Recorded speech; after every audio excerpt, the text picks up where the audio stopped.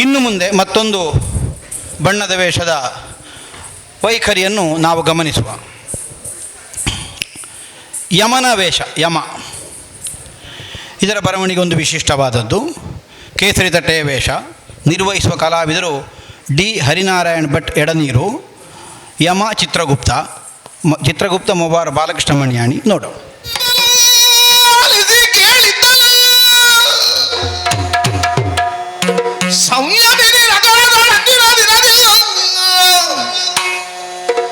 ಮಿತ್ರ ಕುಮಾರ ಕನೋಲಗ ಬಿದ್ದ ಚಿತ್ರಗುಪ್ತ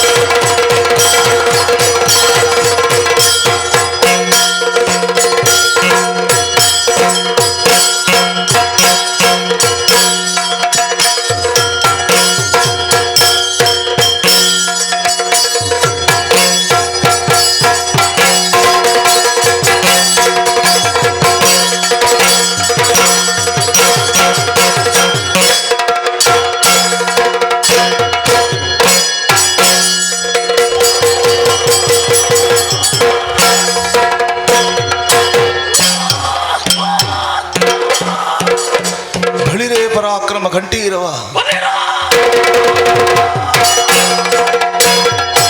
ಇರುವಂತಹ ಸ್ಥಳನಾಮಾಂಕಿತ ಯಮಧರ್ಮರಾಯ ಅಂತ ಕೇಳಿದ್ದೇವೆ. ಹೊರಟು ಬಂದ ಕಾರ್ಯಕಾರಣಗಳು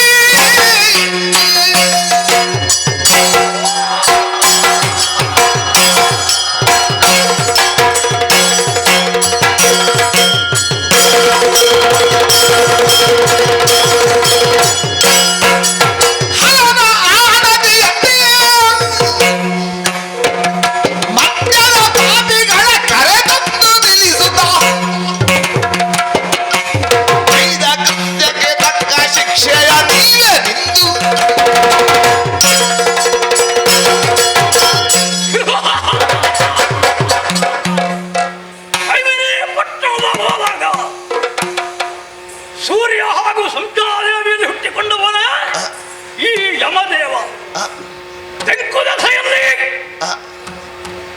ಕಾಣುವಂತಹ ಸಭೆಗೆ ಕೀನಾಶ ರೂಪದಿಂದ ಅತಿ ಬಲನಾಗಿ ದಂಡಾಧರನೆನಿಸಿಕೊಂಡು ಇಲ್ಲಿ ಒಲಗವನ್ನು ಕೊಟ್ಟಿದ್ದಾರೆ.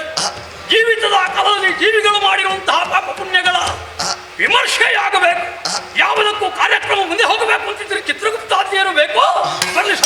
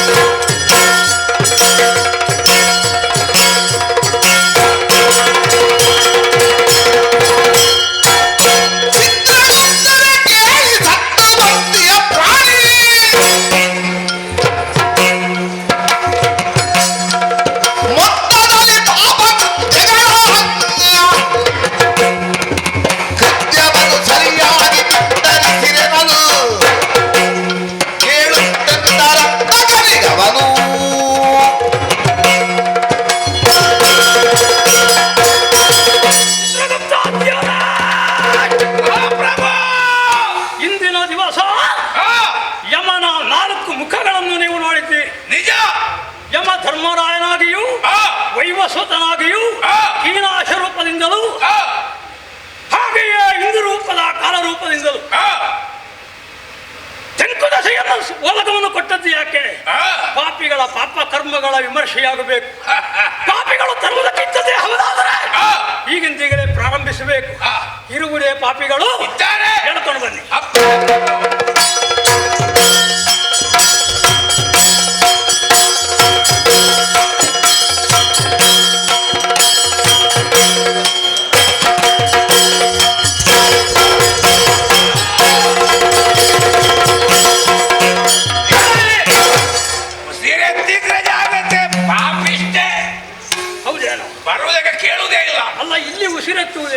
ಮಾತಿಗೆ ಹೇಳಿದ್ದು ಉಸಿರಿದ್ರೆ ಅಲ್ಲ ಎತ್ತುವುದು. ಹೇಳ್ಕೊಂಡು ಬಂದಿಯಾ? ಹೇಳ್ಕೊಂಡು ಬರುವಾಗ ಬಹಳ ಕಷ್ಟಪಟ್ಟೆ. ಯಾವುದು ಈ ಜೀವಿ? ಒಡೆಯ, ಇವಳು ಹೆಣ್ಣು. ಹೆಣ್ಣು ಸಾಮಾನ್ಯಳಲ್ಲ. ಮತ್ತೆ ಯಾಕೆ ಹೇಳ್ಕೊಂಡು ಬಂದು ಮರ್ಯಾದೆಯಲ್ಲಿ ಕರ್ಕೊಂಡು ಬರ್ಬೇಕು? ಮರ್ಯಾದೆ ಎಂಬ ಶಬ್ದ ಅರ್ಥ ಗೊತ್ತಿಲ್ಲ ಅವರಿಗೆ. ಹೌದಾ? ಅದು ಯಾಕೆ ಗೊತ್ತಿಲ್ಲ? ಒಡೆಯ, ತಂದೆ ತಾಯಿಗೆ ಏಕಮಾತ್ರ ಪುತ್ರಿಯಾಗಿದ್ದಾಳೆ. ಸಕಲ ವಿದ್ಯಾವಂತಳು ಹೌದು, ಬುದ್ಧಿವಂತಳು ಹೌದು. ಇವಳ ಜೀವಮಾನದಲ್ಲಿ ಒಳ್ಳೆಯವಳಾಗಿ ಬೆರೆಬೇಕೆಂಬುದು ಅಪೇಕ್ಷೆ ಇಟ್ಟದ್ದು ಇವಳ ತಂದೆ ತಾಯಿ ಯೋಗ್ಯವಾದಂತ ಒಬ್ಬ ಗಂಡನಿಗೆ ಮದುವೆ ಮಾಡಿಕೊಟ್ಟಳು. 1 ವರ್ಷ 2 ವರ್ಷ ಗಂಡ ಜೊತೆಯಲ್ಲಿ ಸುಖ ಸಂಸಾರವನ್ನು ಸಾಗಿದಳು. ಆಮೇಲೆ ತನ್ನ ಹೆಂಡತಿ ಮಕ್ಕಳು ಸಾಕುವುದಕ್ಕೋಸ್ಕರವಾಗಿ ಗಂಡ ಊರನ್ನು ಬಿಟ್ಟು ಪರ ಊರಿಗೆ ಸೇರಿಕೊಳ್ಳಬೇಕ ಸಂದರ್ಭ ಒದಗಿ ಬಂತು. ಆ ಸಂದರ್ಭವನ್ನೇ ಉಪಯೋಗ ಮಾಡಿಕೊಂಡ ಪ್ರಶ್ನೆ ಇವಳು. ಗಂಡ ಬಳಿಯಲ್ಲಿ ಇಲ್ಲದಾಗ ಪರಪುರುಷರೆಂದು ತನ್ನ ಮೈಯ ಬಾಟದಿಂದ ಎಲ್ಲರನ್ನು ಕೂಡ ತನ್ನ ಬಳಿಗೆ ಬರಿಸಿ ಅವರಿಗೆ ಸುಖವನ್ನು ಕೊಟ್ಟು ಕೊನೆಗೆ ತನ್ನ ಗಂಡನನ್ನು ವಿಷ ಕೊಟ್ಟು ಕೊಂದ ಪಾಪಿಷ್ಟ ಇವಳು. ಈಗಿನ ಸರಿಯಾದಂತಹ ಶಿಕ್ಷೆಯೇ ಆಗಬೇಕು. ನಿಜ. ಅದಕ್ಕಾಗಿ ಕಾಲಸೂತ್ರದಿಂದ ಕಟ್ಟಿ ಆ. ಚೂಪಾದ ಮನೆಯುಳ್ಳಂತಹ ಆ. ಸೂಕರ ಮುಖಕ್ಕೆ ಆ. ದವಡೆಯಿಂದ ಇವಳಿಗೆ ಚುಚ್ಚುವಂತೆಯೇ ಶಿಕ್ಷೆಯನ್ನು ಅನುಭವಿಸಿ ಆ. ಮಾಡಿದ ಪಾಪವನ್ನು ತೊಳೆದುಕೊಳ್ಳಲು ಮಾಡಿದ್ದುಂಡ ಮಹಾರಾಯಪ್ಪ.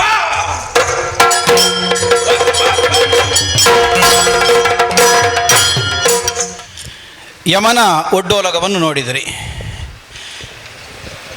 ಕೇಸರಿ ತಟ್ಟೆಯ ವೇಷ ಪ್ರಭೇದಗಳಲ್ಲಿ ರಾಜಬಣ್ಣ ಅಂತಲೇ ಗುರುತಿಸುವ ವೇಷ ಯಮ. ಸಂಯಮಿನಿ ಅಧಿಕಾರಿ, ಸೂರ್ಯಪುತ್ರ. ಬಹುಶಃ ಈ ಕಲ್ಪನೆಯಿಂದಲಿರಬೇಕು. ಹಣೆಯಲ್ಲಿ ನೋಡಿ ಕಮಲದ ಕಲ್ಪನೆಯನ್ನು ಕೊಡಬಹುದಾದ ಬರವಣಿಗೆ.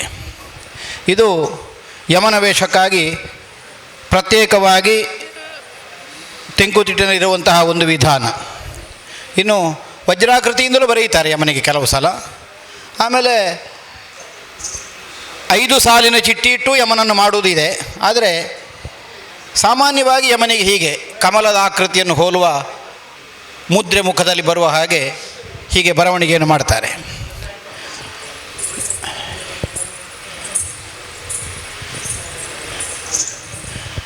ಇದು ಕಪ್ಪಿನಿಂದ ಮೊದಲು ಹೀಗೆ ವಜ್ರಾಕೃತಿಯಿಂದ ಬಿಡಿಸಿಕೊಳ್ಳೋದು. ಆಮೇಲೆ ಅದರಿಂದ ಹೊರಗೆ ಅಕ್ಕಿ ಹಿಟ್ಟಿನಿಂದ ಸಿದ್ಧವಾದಂತಹ ಚಿಟ್ಟಿಯಿಂದ ಅದನ್ನು ಬೆಳೆಸ್ತಾ ಬರುವುದು. ಇದು ಮಧ್ಯದಲ್ಲಿ ಕೆಂಪಿನ ತಿಲಕ ಕಾಣೋದು ಸಣ್ಣ ಹತ್ತಿ ಉಂಡೆ. ಅದು ಹತ್ತಿ ಉಂಡೆ ಅದನ್ನು ಕೆಂಪಿನಲ್ಲಿ ಮುಳುಗಿಸಿ ಹಾಕಿಟ್ಟಿದ್ದಾರೆ. ಇದು ಮೂಗಿನಲ್ಲಿ ಹತ್ತಿ ಉಂಡೆ. ಇಲ್ಲಿ ಒಂದು ಸಾಲು ಹೀಗೆ ಚಿಟ್ಟಿ ನೋಡಿ, ಇದು ಕಣ್ಣಿನ ಆಕೃತಿ. ಇಲ್ಲಿ ಕಣ್ಣಿನ ಮೇಲ್ಭಾಗದಲ್ಲಿ ಒಂದು ಹೀಗೆ ಸುಳಿ 2 ಬದಿಗಳಲ್ಲಿಯೂ. ಇದು ಹತ್ತಿಯ ಉಂಡೆ ಅರಸಿನದ ಬಣ್ಣದಲ್ಲಿ ಮುಳುಗಿಸಿಟ್ಟದ್ದು. ಆಮೇಲೆ ಕಟ್ಟು ಮೀಸೆ, ಚೌರಿ ಮೀಸೆ, ಚಮರಿ ಮೃಗದ ಬಾಲದ ಕೂದಲದು. ಮೊದಲು ಬಣ್ಣದ ವೇಷಕ್ಕೆ ಮೀಸೆಯಾಗಿ ವಿನಿಯೋಗ ಆಗುವುದು ತೆಂಕುತಿಟ್ಟು ಯಕ್ಷಗಾನದ ಈಗಲೂ ಅದೇ. ಚಮರಿ ಮೃಗದ ಬಾಲದ ರೋಮ ಕೂದಲು. ಆಮೇಲೆ ಇದು ಚಿಟ್ಟಿ, ಇದು ಗಡ್ಡ, ಕೇಶಾವರಿ ತಟ್ಟೆ. ಇದು ರಾಜಬಣ್ಣವೇ. ಈ ಬರವಣಿಗೆಯನ್ನು ಬೇರೆ ಯಾವ ವೇಷಗಳಿಗೆ ಹೆಚ್ಚಾಗಿ ಬರೆಯುವ ಕ್ರಮ ಇಲ್ಲ. ಆದ್ದರಿಂದಲೇ ಅಂತಹ ಒಂದು ಪ್ರಭೇದಗಳಿದ್ದ ಕಾಲಕ್ಕೆ ವೇಷದ ಮುಖವರ್ಣಿಕೆಯನ್ನು ನೋಡಿದಾಗಲೇ ಯಾವ ವೇಷ ಅಂತ ನಮಗೆ ತಿಳಿಯುವುದಕ್ಕೊಂದು ಸಾಧ್ಯ ಆಗ್ತದೆ. ಜೊತೆಯಲ್ಲಿ ಚಿತ್ರಗುಪ್ತನ ವೇಷ ಅದನ್ನು ನಿರ್ವಹಿಸಿದವರು ಪ್ರಸಿದ್ಧ ಹಾಸ್ಯಗಾರರು ಮವ್ವಾರು ಬಾಲಕೃಷ್ಣ ಮಣಿಯಾಣಿಗಳು. ಚಿತ್ರಗುಪ್ತನ ಬರವಣಿಗೆಗೊಂದು ಇಂತಹದೇ ಅನ್ನುವಂತಹ ನಿರ್ಣಯ ಇಲ್ಲ. ಅದು ಸ್ವತಂತ್ರವಾದ ಕಲ್ಪನೆಯಿಂದ ಒಬ್ಬೊಬ್ಬ ಕಲಾವಿದನು ಬೇರೆ ಬೇರೆ ಬರೆಯುತ್ತಾರೆ. ಒಬ್ಬನೇ ಕಲಾವಿದನು ಬೇರೆ ಬೇರೆ ವಿಧದ ಬರವಣಿಗೆಯನ್ನು ಮುಖದಲ್ಲಿ ಬಿಂಬಿಸ್ತಾರೆ. ನೋಡುವಾಗಲೇ ಆ ಭಯಂಕರವಾದ ಒಂದು ಸ್ವರೂಪ ಗೋಚರಿಸಬೇಕಾದದ್ದು ಯಕ್ಷಗಾನದಲ್ಲಿ ಪ್ರಧಾನ. ಈಗ ಮವ್ವಾರು ಬಾಲಕೃಷ್ಣ ಮಣಿಯಾಡಿ ಈ ಥರನಾದ ಒಂದು ಮುಖವರ್ಣಿಕೆಯನ್ನು ಚಿತ್ರಗುಪ್ತನಿಗೆ ಇವತ್ತು ಮಾಡಿದ್ದಾರೆ. ಈಗ ಹಾಗೆಂತ ಇದು ನಿರ್ಣಯ ಅಂತಲ್ಲ. ನಾಳೆ ಬೇರೆ ಮಾಡ್ಬೋದು. ಅವರೇ ಗುರು ಇನ್ನೊಂದು ಸಲ ಮಾಡುವಾಗ ಬೇರೆ ಮಾಡ್ತಾರೆ. ಸ್ವತಂತ್ರವಾದ ಕಲ್ಪನೆಯಿಂದ ಭಿನ್ನ ಭಿನ್ನ ಸ್ವರೂಪಗಳಿಂದ ಚಿತ್ರಣ ಮಾಡ್ತಾ ಇರ್ತಾರೆ. ಒಂದು ಹಾಸ್ಯಗಾರನಿಗಿರಬೇಕಾದ ಅರ್ಹತೆಯನ್ನು ಹೊಂದಿದವರು ಬಾಲಕೃಷ್ಣ ಮಣಿಯಾಣಿಗಳು. ಹಾಸ್ಯಗಾರನಾದವ ಯಕ್ಷಗಾನದ ಸಕಲ ವಿಭಾಗಗಳಲ್ಲಿಯೂ ಪರಿಣತಿಯನ್ನು ಹೊಂದಿದವನಾಗಿರಬೇಕು. ಸ್ವಲ್ಪ ಆದರೂ ಪರಿಜ್ಞಾನವು ಹೊಂದಿರಲೇಬೇಕು. ಇದು ಅನಿವಾರ್ಯ. ಇವರು ಒಳ್ಳೆಯ ಪುಂಡುವೇಷಧಾರಿ. ಮೊದಲು ಸ್ತ್ರೀವೇಷವನ್ನು ಮಾಡ್ತಾ ಇದ್ದವರು. ಅನಿವಾರ್ಯವಾದರೆ ಭಾಗವತಿಗೆ ಮದ್ದಳೆ ನೀವು ಈಗಲೂ ಮಾಡ್ತಾ ಇರುವವರು. ಎಲ್ಲಿಯೂ ಔದಾಸೀನ್ಯವನ್ನು ತೋರದೆ ಬೇಕಾದ ವೇಷಗಳಿಗೆ ಬೇಕಾದಷ್ಟು ಬೇಗನೆ ಸಿದ್ಧವಾಗುವಂಥ ಒಂದು ಅರ್ಹತೆ ಹಾಸ್ಯಗಾರನಿಗೆ ಪ್ರಧಾನವಾಗಿ ಬೇಕಾಗ್ತದೆ. ಮಿಕ್ಕುಳಿದ ವೇಷಧಾರಿಗಳಿಗಿಂತ ಹೆಚ್ಚು ಚುರುಕುತನ ಬೇಕು. ಮತ್ತೊಂದು ಪ್ರತ್ಯುತ್ಪನ್ನಮತಿ. ಮೊದಲೇ ಸಿದ್ಧವಾದ ಪಾಠ ಅಲ್ಲ ಅದು, ರಂಗದಲ್ಲಿ ಬೇಕಾದ ಪ್ರತ್ಯುತ್ಪನ್ನಮತಿ. ಅದನ್ನೆಲ್ಲವನ್ನು ಹೊಂದಿ ಅವರೊಂದು ಯಮನ ಆಸ್ಥಾನದಲ್ಲಿ ಪಾಪಿಗಳನ್ನು ವಿಮರ್ಶೆ ಮಾಡುವಂಥ ಒಂದು ರೂಪಕವನ್ನು ಪ್ರದರ್ಶಿಸಿದರು. ಇದು ಸಿದ್ಧವಾದ ಪಾಠ ಅಲ್ಲ, ಈಗ ನಾಳೆಗಾಗೋ ಒಂದು ಬೇರೆ ವಿಧಾನದಲ್ಲಿ ಹೇಳಲಿಕ್ಕಾಗ್ತದೆ ಹಾಗೆ ಹೇಳ್ತಾರೆ. ಯಮನ ಪಾತ್ರವನ್ನು ನಿರ್ವಹಿಸಿದವರು ಪ್ರಸಿದ್ಧ ಬಣ್ಣದ ವೇಷಧಾರಿ ಹರಿನಾರಾಯಣ ಭಟ್ ಎಡನೀರು. ಇವರು ಕಟೀಲ್ಮೇಳದ ಕಲಾವಿದರು, ಅವರು ಕಟೀಲ್ಮೇಳದ ಕಲಾವಿದರು. ಹೀಗೆ ಈ ಯಮ ಚಿತ್ರಗುಪ್ತರ ಒಂದು ಒಡ್ಡೋಲಗವನ್ನು ನೀವೀಗ ನೋಡಿದ್ದೀವಿ.